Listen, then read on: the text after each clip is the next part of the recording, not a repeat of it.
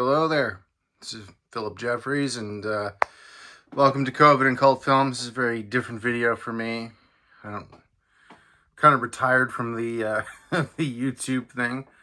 I hate it, but anyway, I came back just to talk about Boards of Canada's Inferno. Yes, it is sealed because all of my equipment is kind of,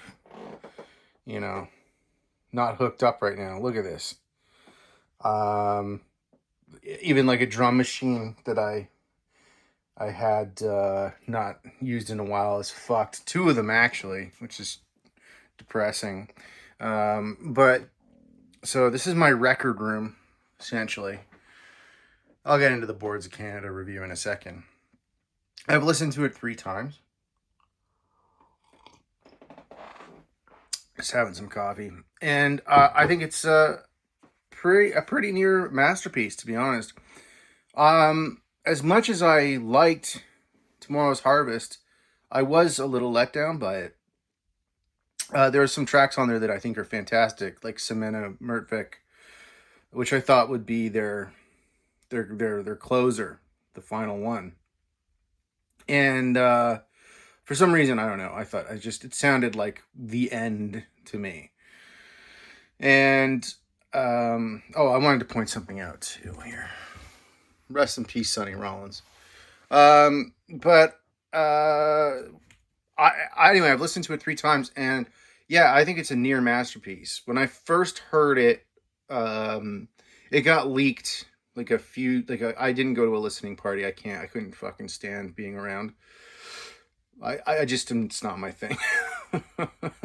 And there's a guy who was involved in the Toronto one here who, if I went, I would have to steal one of his synths or punch him in the face, beat the fucking shit out of him. That's basically how I roll because of this guy's character. So I decided, you know what, it's best that I don't do that. But okay, let's talk about the music.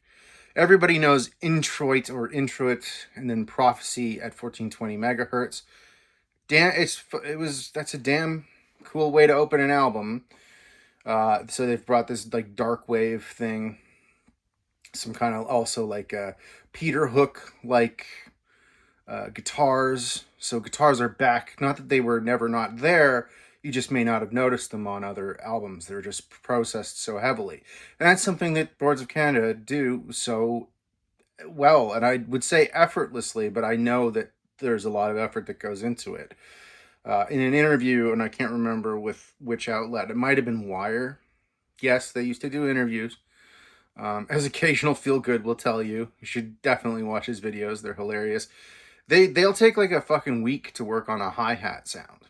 And that ethos, that kind of like work ethic is something I put into what I do, which, either be it music or working on video essays. I take my fucking time, and I'm working on something right now that actually intersects with this album in particular, Tape 5. There's something that sampled in that video that is a movie that I'm working on. Yes. So it changed the entire course of something, and I've been given a lot of time to work on it. And hold on, more sips of coffee. I'm not going to tell you what it is. I can't. It has been announced, but I can't, just because I like to surprise people with my video essays, especially this new one that's coming out. It's a bit delayed because I'm guessing because of the Strait of Hormuz.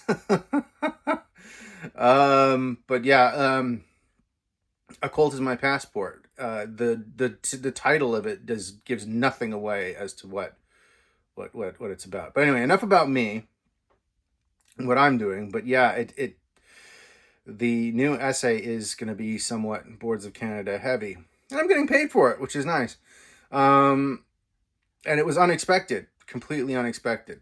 So thank you, Boards of Canada. What else do we have to talk about? Oh yeah, let's talk about my favorite tracks.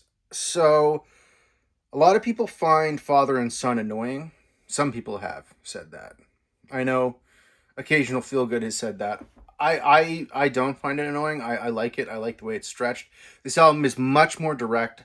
It's taking shots at Christofascism, and it uses other chants and things like for instance, I think most people's favorite track is a song called Naraka, which is really beautiful, and it has these synths that remind me of a little bit of Tomorrow's Harvest, and it's a really good beat, and then it kind of uses almost like it's like this East Indian chant that comes in, which is something we haven't really heard from them before.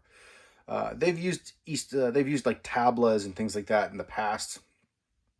Um, Here they use sitars as well on oh, I forget what the I think it's called Into the Magic Land. I could be wrong. There's another one. I think I might be wrong.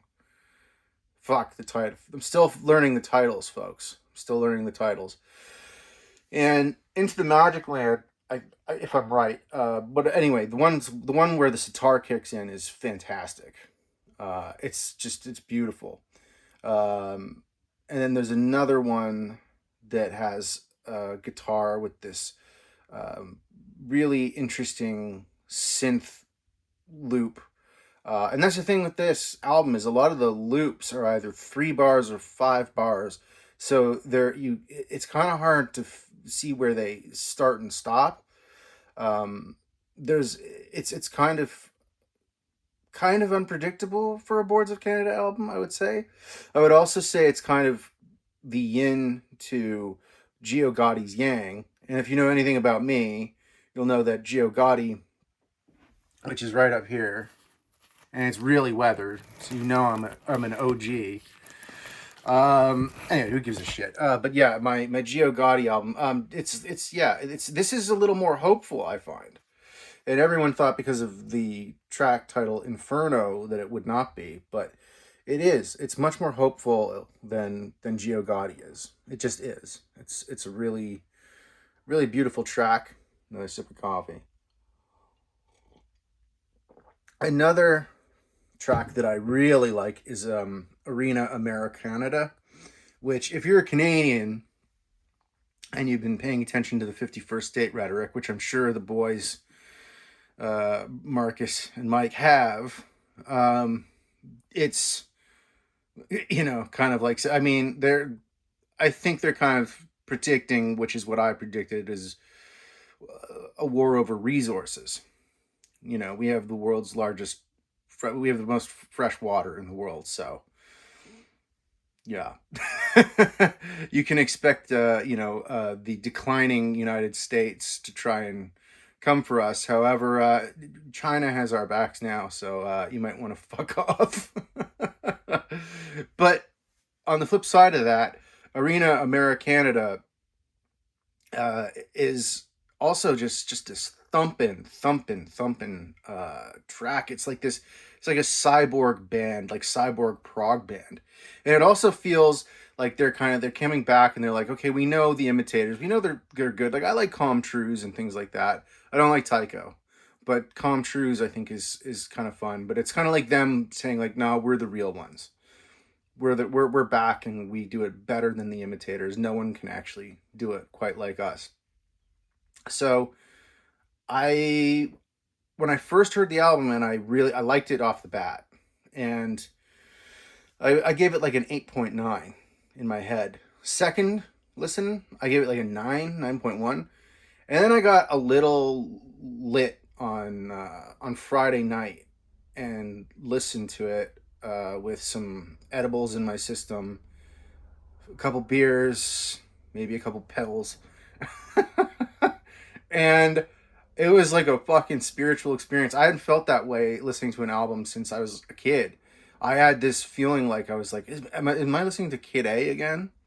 It felt like that for the first time. And I think this might be the Kid A of the 2020s.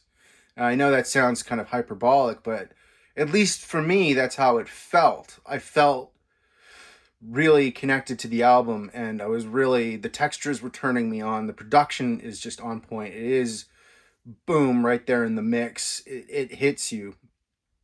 Pow. The guy who mastered this, his name's Mike Colton. And here's another connection to me, because it's all about me, right?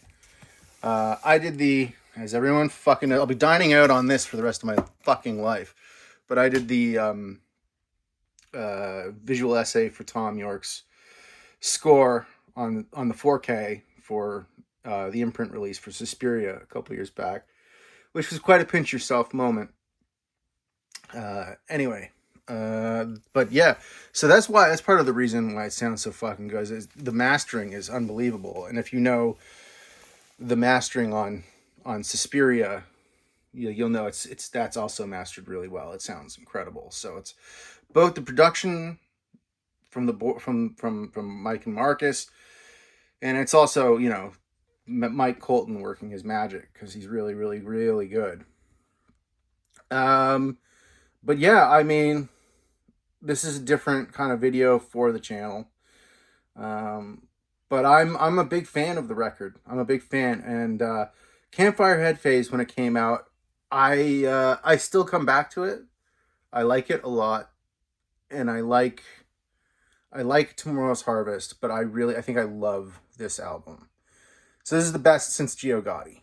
So, and I know there's a lot of younger fans now, like 20-year-olds and younger. It's great, and they're in back rooms. One of the tracks ends back rooms. Word becomes flesh, which is a pretty cool track. It feels just off and wonky and weird, and I think that makes sense for back rooms. What else is there to say? I mean, there's so much more to say. I'm still kind of collecting my thoughts. It's just this morning I just decided to run with this video, and I got all the swag too. Like I bought the Mega Retard bundle, so I got this, the special edition, and then I got a hat, and I got fucking 2 t-shirts, and yeah, so that's pretty much all I'm gonna say right now about the album. But I really really really really love it. I think it's pretty excellent. Insightful, I know. So